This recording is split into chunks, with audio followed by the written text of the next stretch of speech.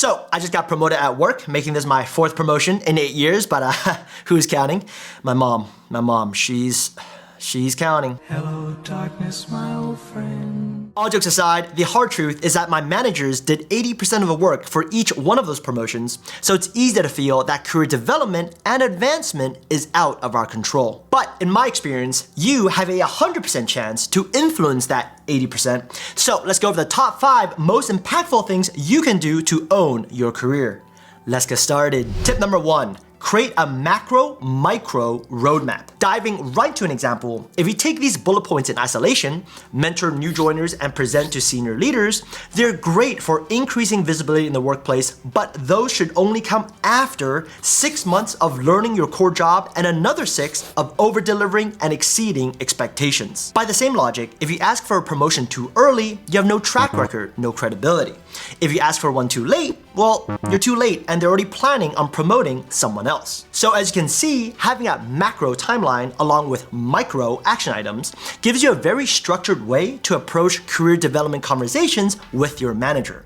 Put another way, micro is what you do, macro is when you do it. This slide is not comprehensive by any means. I just made it as reference for myself. For example, only after I crush my core job would I feel confident enough to share learnings and failures with colleagues and be more explicit about career goals with my manager. I'll link the slide down below, but in this video, we're only covering the manager portion, so let me know if you want videos on the other 2 topics. In the meantime, feel free to sign up for my newsletter on career tips. How to get promoted tip number 2, manage up and across. When you join a new company or a team, you should always ask your manager to introduce you to these 3 people. First, a mentor who is 1 step ahead of you career-wise.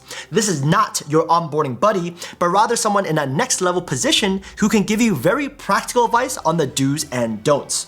Meet with them weekly and always prepare meaningful questions. I found this question list by Dickie Bush to be amazing. Second, a diagonal peer who is in the same organization or in a cross-functional team.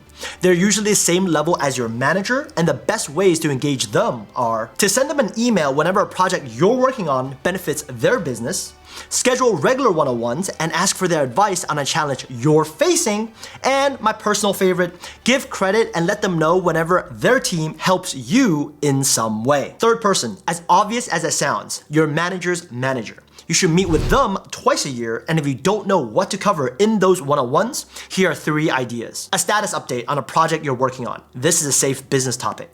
A challenge or win from the front line. They're usually too senior to hear these stories. Feedback on a current process that can be improved, but only do this if you have already taken steps to help out. These 3 people will help you do your core job better, deepen your network within the organization, and during performance review season, they will be your strongest advocates, something we'll talk about in a minute. Tip number 3 is a quick one. Don't beat around the bush. It's tough to ask for a promotion, I would know. But there's a huge benefit of having transparent discussions, and that is to identify gaps in your skill sets as early as possible. Here's how I kick off the conversation with my manager. Hey Priska, having spent almost a year in my current role and overachieving revenue targets by 10% through initiatives A, B, and C, I'd love to hear your thoughts on how I can best position myself for a promotion in 2 cycles. Since you have a much broader perspective, it would be great if you could share the skills you see in strong performers at the next level that I could work towards. Pro tip, once you've aligned on areas you can improve on, ask your manager to create opportunities for you to work on those areas. Lack leadership? Assign you as a mentor. Lack presence? Invite you to present to senior leaders. Tip number 4 for getting promoted, play the game and keep score. The game is easy. It's simply knowing the success metrics employees are measured on. There's usually a business OKR, what you do, and company attributes, how you do it. Business OKRs are easy to quantify. Revenue, cost savings, number of bugs fixed. Company attributes differ by company. For example, I used to be measured on execution, problem solving, and thought leadership, and Apple employees are measured on teamwork, innovation, and results. Keeping score is the hard part because most of us forget to regularly review our accomplishments when we're not asked to do it, right? But here's a trick. For the quantifiable metrics, come up with an automated system that you just need to set up once, but can give you updated numbers with minimal work.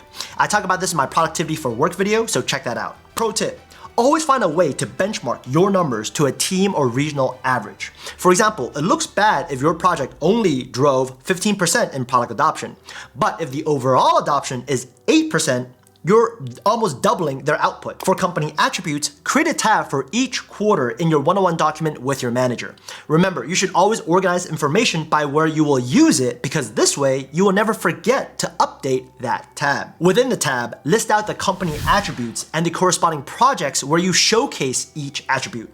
Include the objective of the projects, talking points to bring up with your manager, and most importantly, colleagues, aka your advocates, who can vouch for you. Tip number 5, probably the most controversial, be the master of one. In my experience, it's hard to be above average in all aspects of the job, but it's relatively easy to stand out in one specific area. The trick is to find the most boring, unsexy part of the job and own it. When I was in the sales team, I spent a lot of time creating onboarding videos for new hires, teaching them how to use our back-end systems. Nothing. The telephone, I have no idea what you're talking about. Yeah, how are those campaigns coming along? When I joined the marketing team, I got really good at drafting contracts and purchase orders. And for those of you who don't know, that's probably the most mind-numbingly boring work you can do as a marketer. But because no one else wanted to do it, it was easy for me to be known by the senior leaders as that helpful dude who is strong in execution. And hey, that's a company attribute. So you see how all this ties together? If you found this video helpful, you might like my playlist on how to succeed in the workplace. Likes and subs are appreciated. See you on the next video. In the meantime, have a great one.